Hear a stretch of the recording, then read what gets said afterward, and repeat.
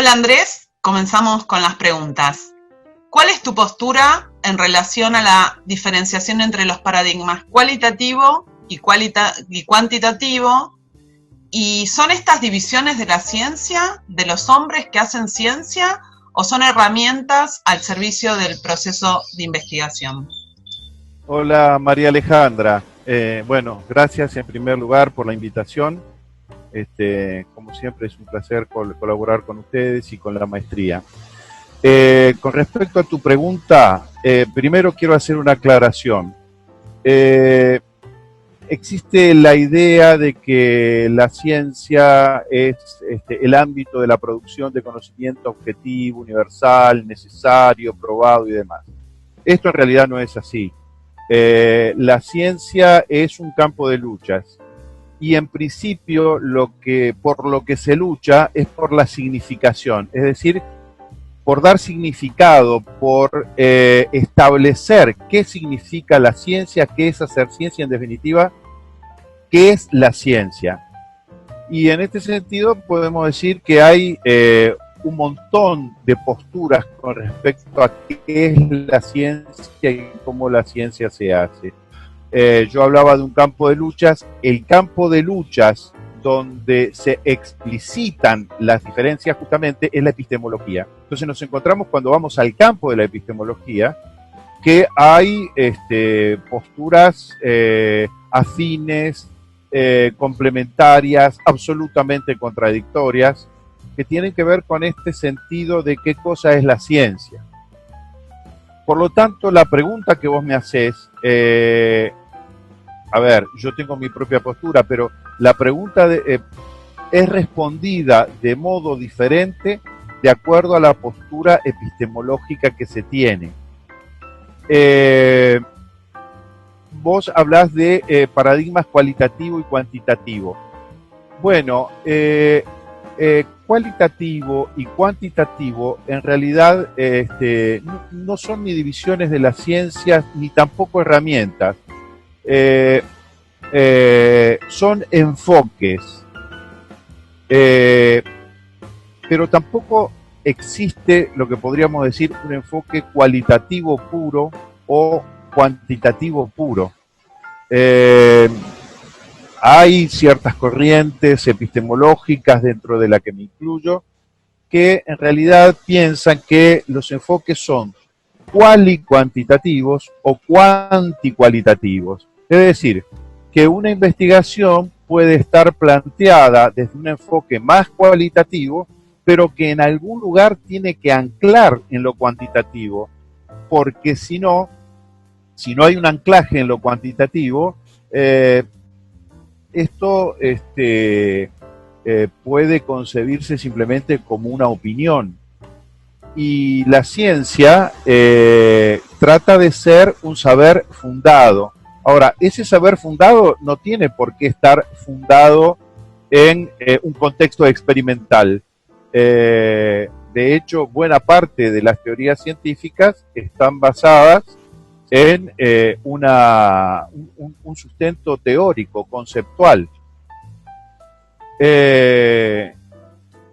Ahora, por el otro lado, cuando hablamos de un enfoque cuantitativo, bueno, recopilar datos es simplemente eso, recopilar datos, y hay herramientas para recopilar datos,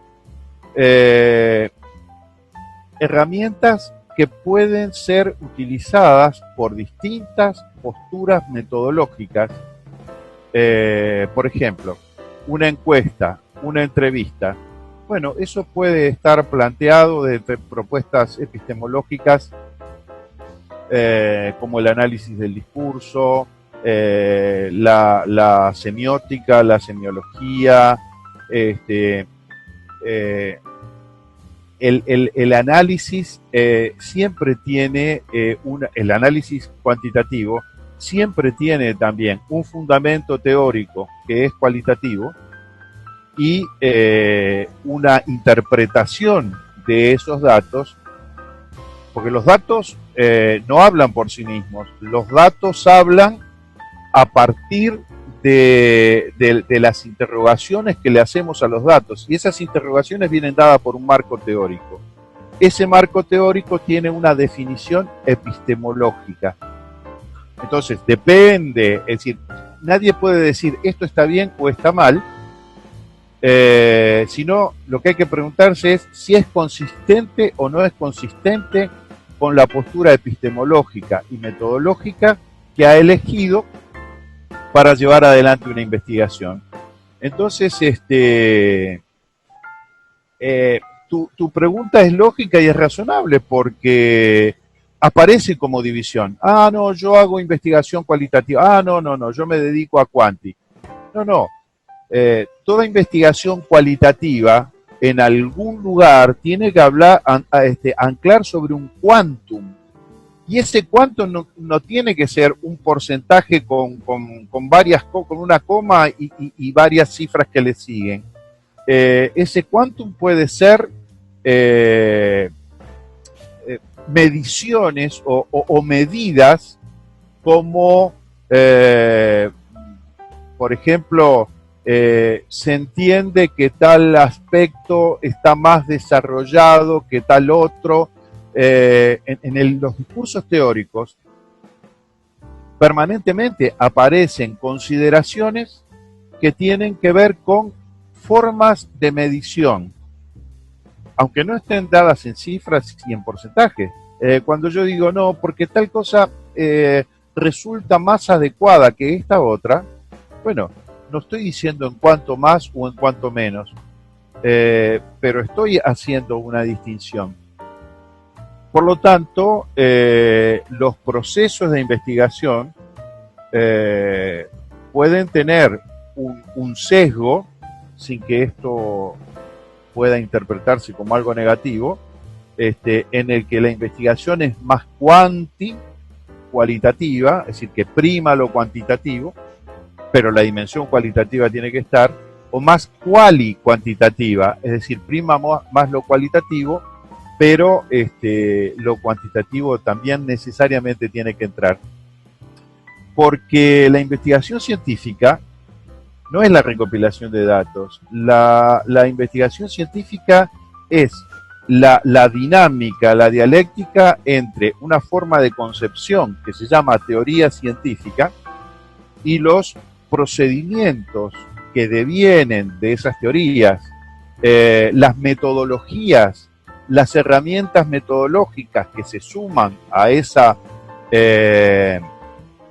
concepciones teóricas que permiten hacer un diseño de investigación que requiere determinadas herramientas, que requiere determinados procesos y que puede generar conflictos teóricos, pero la ciencia no es unívoca. La ciencia, todas las ciencias, tanto las sociales, donde se ve mucho más claramente el conflicto del que hablábamos, pero también en las ciencias naturales encontramos controversias, polémicas, diferencias teóricas. Y esas diferencias teóricas redundan finalmente en esta distinción de cómo deben ser empleadas las herramientas y cómo se llevan adelante estos enfoques cuantitativos o cuantitativos.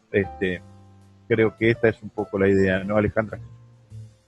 Sí, tal cual, Andrés. Esa es la idea. Y aprovechando que mencionaste muchas veces la palabra datos, los términos datos y resultados, en general los usamos indistintamente en el contexto de una investigación, pero ¿realmente son conceptualmente sinónimos o realmente hay diferencia entre ambos términos? Bueno, es muy interesante la pregunta. No es fácil de contestar. Yo lo que diría es lo siguiente. A veces aparece, por ejemplo, como paradigma de ciertos enfoques cuantitativos, lo que se denomina matriz de datos, ¿sí? Una matriz de datos. Y diera la impresión de que una matriz de datos es un esquema que se va a llenar de números.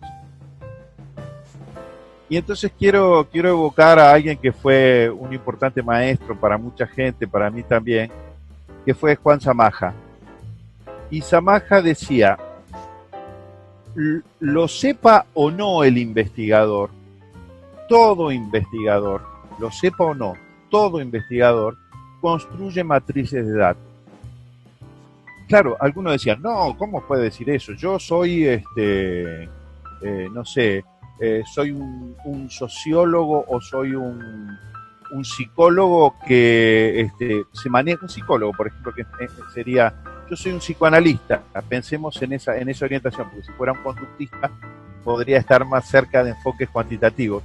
Yo soy un psicoanalista y yo no me meto en estas cuestiones de andar midiendo, y en realidad el concepto, digo, la matriz de datos también puede estar llena de conceptos, y los conceptos también miden. Entonces, la palabra dato es una palabra ambigua. Los datos, yo necesito datos para arrancar una investigación. Yo no puedo comenzar una investigación sin tener datos. ¿Cuáles son esos datos? Bueno, cuando nosotros pensamos en los proyectos de investigación, o incluso en los planes de tesis, en los proyectos de tesis, esto es algo más o menos común. Yo no solamente me planteo el tema de investigación, el problema de investigación, las hipótesis, el marco teórico. Una de las cosas que aparece como ítem es el estado del arte o estado de la cuestión. Entonces, ¿qué sería el estado del arte o el estado de la cuestión? Nuestra investigación tiene un propósito, que es responder una serie de preguntas en torno a nuestro objeto de investigación. Y lo primero que tenemos que hacer es un relevamiento de aquello que se ha escrito, de aquello que se ha dicho, de aquello que ha trascendido como más relevante referido a ese tema. Bueno, esos son datos. Esos son datos. Yo necesito saber quién dijo qué cosa sobre este tema. Yo siempre pongo este ejemplo ridículo. No, porque mi investigación se basa en la propuesta psicoanalítica y entonces en lo que hace en la relación con el paciente, yo voy a tener en cuenta tales y cuales cosas.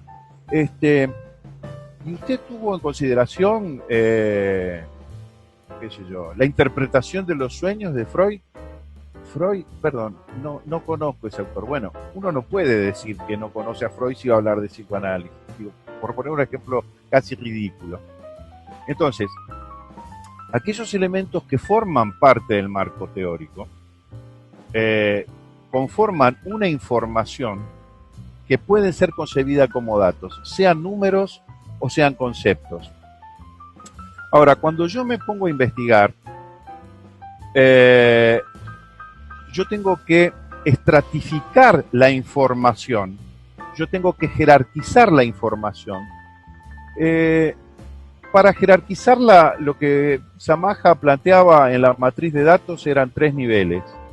El nivel de anclaje, que es justamente aquel en el que aparece el centro el objeto de investigación, aquello sobre, a mí me gusta usar esta expresión, aquello sobre lo que voy a hincar el diente. Pero eso no está solo en el mundo, no es una entidad única y apartada de todo. Eso está allí y existe por algo. Bueno, hay algo que está determinando que esto sea así. En el nivel supraunitario aparece justamente esos elementos que son determinantes de lo que aparece en nuestro objeto de investigación o en el de anclaje. Y al mismo tiempo lo que está en el anclaje es determinante de lo que está en el subunitario. Entonces, yo me manejo con datos todo el tiempo me estoy manejando con datos. Esos datos me son dados por el marco teórico, me son dados por el estado del arte y me son dados por el conjunto de fuentes que yo voy a considerar relevante para la investigación. Muchas de esas fuentes me pueden traer datos que se llaman de segunda mano, es decir, información ya producida en otro contexto. Entonces, eso es, por ejemplo, cuando yo voy y digo, bueno, yo me voy a poner a hacer un censo para la investigación. No, censo no. Voy y me fijo en los censos nacionales, en los censos provinciales, en los censos municipales, en lo que fuere, en los censos universitarios, depende de lo que se trate. Porque allí va a haber una gran cantidad de información. Esos son datos, pero esos no son resultados. Esos datos son datos que están y de los que nos servimos. Lo que tenemos que pensar siempre de esos datos es que deben tener un mínimo de confiabilidad. Es decir, suponemos que hay fuentes más responsables, menos responsables, más interesadas. Bueno, pensemos toda la polémica que hubo en algún momento con respecto al INDEC, ¿no? Digo, un país no puede vivir sin esos datos. Pero también los datos tienen que ser confiables. Lo que hace confiables a los datos no es un principio de autoridad, no es simplemente que provienen de tal fuente, sino si el relevamiento de esos datos ha sido realizado desde el punto de vista metodológico, desde el punto de vista de los procedimientos, de modo tal que uno pueda confiar en esos datos, que esos datos nos aproximen a lo que ocurre en el campo. Ahora, también nosotros podemos producir datos. Cuando yo digo, bueno, yo voy a tomar, voy a tomar unas encuestas. Bueno, esas encuestas las puedo tomar con un enfoque más quali o más quanti, ¿bien? Pero allí voy a estar yo produciendo los datos. Entonces, por eso esta es una distinción.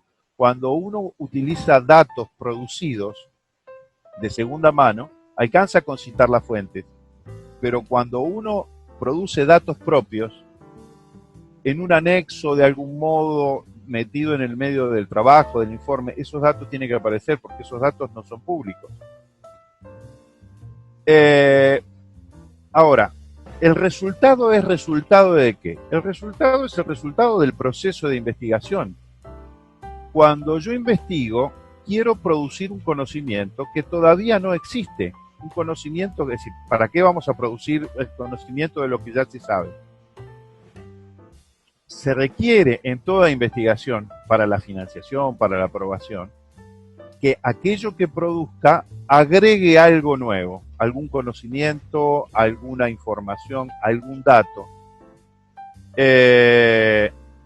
Entonces, las investigaciones producen resultados, se manejan con datos y al mismo tiempo esos resultados pueden ser considerados como datos para otras investigaciones. Entonces, la cuestión dato y resultado tiene que ver, digamos, la diferencia entre los datos y los resultados, tiene que ver cómo esos datos, qué lugar ocupan en la investigación, cuál es su procedencia y cómo se llegan a ellos. Si yo uso datos de segunda mano, no los estoy produciendo yo, por lo tanto eso no es un resultado. En cambio, si yo cruzo datos que no he producido yo y como producto de ese cruzamiento aparece una nueva información, yo tengo datos nuevos y eso es un resultado. ¿Se entiende entonces la diferencia, Alejandra?